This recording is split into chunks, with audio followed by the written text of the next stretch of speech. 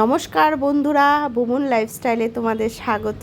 এই যে উপরের এই যে লেটারটা মানে একটা আর কি, এটা হচ্ছে হ্যাপি মাদার্স ডের জন্য। এটা আমাকে অন্বেষা দিয়েছে, মানে আমার মেয়ে দিয়েছে। আর এই যে নিচেরটা হাতের ছবি, এটা আমাকে হচ্ছে আমার ছেলে দিয়েছে। স্কুলে ম্যাম লিখে দিয়ে ওদেরকে দিছে আর কি, অ্যাক্টিভিটি।